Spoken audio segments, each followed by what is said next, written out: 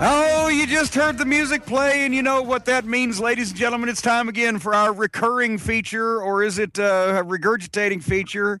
A little bit of Bolin on my show. Creature. I like recurring. Recurring's nice. A recurrent infection is stop apropos. it. So what's on your mind today? What do you have a little bit of for us? Finally, maybe a possibility, a ray of hope, a little bit of good news. Turns out Ma Bolin wasn't totally truthful with me about her little doctor visit. Wait a minute. You're talking about, we talked before about you were upset because Ma Bolin's doctor visit went so well. She's perfectly healthy. Oh, she scored another 25 years, and you're upset about it. Oh, Lord. She scored aces across the thing, blood oxygen level perfect, blood pressure perfect, had lost 3 pounds. I don't know how. She's like a goddamn horse. All right, Dr. Welby. We don't need all the vital statistics here. Well, they all checked out fine, but it turns out there's one set of blood tests that ain't back yet.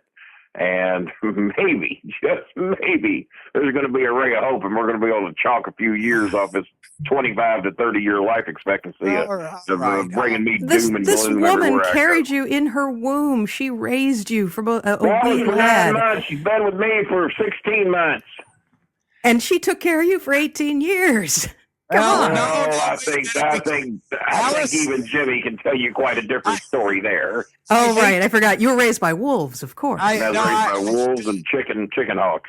I hate to disagree here and just bust in on my own program, but I can't go so far as to say I agree with the statement that she took care of him for 18 years. Thank you, Jimmy, for showing a ray of decency. Well, in ordinary circumstances, that is just a little bit. In ordinary circumstances, that is. There we go. Is that all you wanted to do on your segment today? Was bitch and whine about your mother's perfect health? No, I'm just telling you, there's a ray of hope. There's blood tests we're waiting on, but the other thing I got now, you know about my puppy, right? My little puppy, the one that Christopher rescued from underneath of a car, freezing to death here a few weeks ago. I didn't hear about this newest puppy. I heard you had Misty, and then the pit bull that you had. That pit bull. Well, the pit bull got ran out of town. The pit bull got sent to another far under region. So the pit bull is no longer here. Are you saying you sent the pit bull to the farm? No, not to the farm. Just to a better place.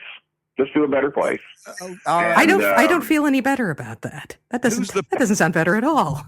Yeah, well, believe me, it's better. So Christopher rescues another dog. He found one under an old Ford at a garage over by the Davis Arena of all places, and he finds this dog freezing to death under the car. Brings it to me at Kroger. I'm at Kroger shopping. He drops the dog off in my cart. I would have never imagined that you'd be at Kroger in the middle of the night. Well, he dropped the dog off in my cart and left me, and because he knew that I have a weak spot for Labradors and that I'd take the dog in. So I put the dog on Facebook, letting people know I had the dog, thinking the owner would come forward. 5 people said they wanted the dog. 5 people no-showed me. And this is the God's honest truth, everything I'm getting ready to tell you. None of this shit's made up. None of this is fabricated by even a word. This is all the God's honest truth. This puppy has been the puppy from hell. This puppy has pissed, has shit, has chewed, has destroyed everything it can get its teeth on, its paws on. It is the puppy from hell. But as the weeks have gone on, it's gotten a little better.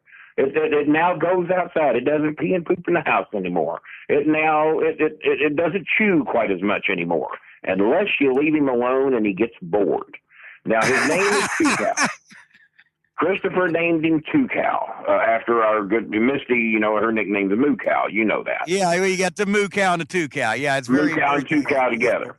Yeah. So then, like I said, this is the God's honest truth. This is exactly how it happened, and this is why this little puppy, a decision is going to be made, and I'm going to let your fans vote as to what happens to this dog. Oh, now wait a minute. Now, what kind of rigged up deal is this now?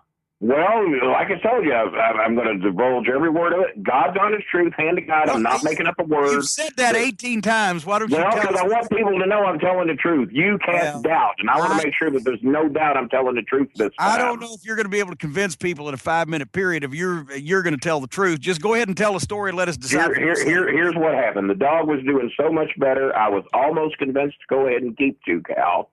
and the puppy'd been in my room and had been nursing on Misty. Misty has never had puppies. She doesn't have anything for the dog to nurse on. But the little Labrador, who's only 4 months old, thinks Misty's its mother. Misty doesn't care for that, so they don't get along. So after the cat hates the dog. You talk about with your dogs. There's some sexual slant to every talk about your dog. Well, no, that's not sexual. The dog just wants to eat. The dog eats in record form. He eats 2 and 3 times a day. Privates of the other dog, and we don't need to know about their birthing history. Well, the dog likes to nurse on Misty. Misty don't like it. I'm just letting you know. The dog is not well liked at this home, not by anybody, except for me, who had gradually shown some love for the dog. Well, here's what happened just 2 days ago. Just 2 days ago. 2 days ago. I'm looking, and I look inside but my closet is a converted doghouse for Misty. It's got padded pillows in there, specially ordered, her dog food bowl. It's just a little place of heaven inside my closet. It's doghouse. We don't need the layout. That the dog sleeps in. Well, I'm telling this story. You're just holding the monkey's ears. So the puppy's laying in there sound asleep. So I work on my computer and work on processing my Beats by Bolin headphone orders. You know, you can get those at my Facebook page in my inbox. We're aware of that. And so I'm processing, and I look back, and I don't see the puppy. Well, no noise being made. Everything's fine. The puppy obviously went somewhere else to sleep. And now all of a sudden I hear the chewing of plastic. And I said, well, this can't be good. So I get up, and I go into the living room. And you know my movie bag I carry with me that normally has about 300 movies in it at any given time? Yes. Okay, well, also in that movie bag, I normally have my wallet for cash exchanges. Not everybody can pay by credit card, and I have to break change for people. It's often discouraged for them to do so by you. You'd rather deal in somewhat. Cash. Yeah. I do like cash. So I had my movie bag in there, my wallet, a few $100s in the wallet from some transactions we'd made at Golden Corral just the night before. Oh, and my dinner cards that I used for trade, the Golden Corral dinner for twos, the Gattyland dinner for twos. I understand it was a valuable package that you had there. Valuable package. I look in there, Jimmy, and here's what has happened. The movie bag has been turned over and unzipped. Somehow the dog unzipped the bag. Oh, no. All 300 movies are scattered all over the living room. Oh, it looks like a bomb went off.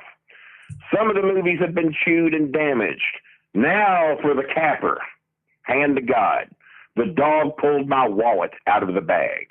The dog picked your bag's pocket, picked my bag's pocket. It wasn't in my pocket, it was in the bag's pocket. The dog, too, Cal, pulled out my wallet, pulled everything in my wallet out. All the cash, all the cards, everything. I am losing my fucking mind because I'm going, oh my God, there was $300 or $400 in there. What has this dog done? I'm looking around and I'm finding some cash. I find a shitload of ones, I find a shitload of fives, and I find 2 10s. So I've got roughly about 75, maybe $80 in cash laying there. I also have 1 credit card, a chewed up PayPal card. I'm missing my Chase card. I'm missing my Community Bank card. I'm missing 2 blank checks that I keep for emergencies, 1 from Chase Bank, 1 from Community Bank in case I need a check. I've got it. So, ladies and gentlemen, just so you know, at any given point when you see Kenny Bolin, this is a laundry list of exactly what he's carrying on him. I'm missing 2 $100 bills, and I'm missing at least 4 $20 bills because I'd counted my money and I knew exactly what denomination. The dog has eaten $280 in cash. Well, my son misunderstood it. When I called him up and said, here's what cash I found, I said the dog ate 204 $20 bills. Christopher thought it meant that the dog ate a total of $220. He said, Dad, that's impossible. Calm down. There's no way the dog did that. The money's in the house somewhere. Calm down. He tells Myra, Kenny, it's fucking impossible. The dog never ate 240. No, the dog ate 200s and 4 20s. It ate a total of 6 bills. We can't find them. They're nowhere to be found. Listen to this shit, Jimmy. Listen to this shit. A lot of talk had been going on that the dog was going to have to go to the vet. The dog was going to have to go to a no-kill place. I think the dog understands every word it hears because here's what the dog did.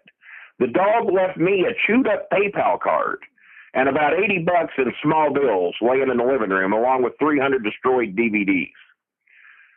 We looked for the other money, and I've assumed he ate it. That was the next day. I go into the laundry room to do laundry. Laying in the laundry room in his secondary bed that he created for himself are 2 $100 bills, 4 20s, my 2 checks, and 2 credit cards, none of them with a speck of damage. The fucking dog can count. It took the big bills, my credit cards, and 2 checks, and playing getaway money. The dog declared it had come to a certain lifestyle. I'll be damned if you're fucking me. Here's $80. Good luck to you, fat boy. I'm gonna live high on the hog on your credit cards and your big bills. The dog can fucking count. Ladies and gentlemen, proof there that it is so miserable to be an occupant of Bolin Manor that even the dog steals from its master in order to plan an escape. My hand to God, a true story. I can't even imagine your hand to God. Alice, play the music again. We're done with this.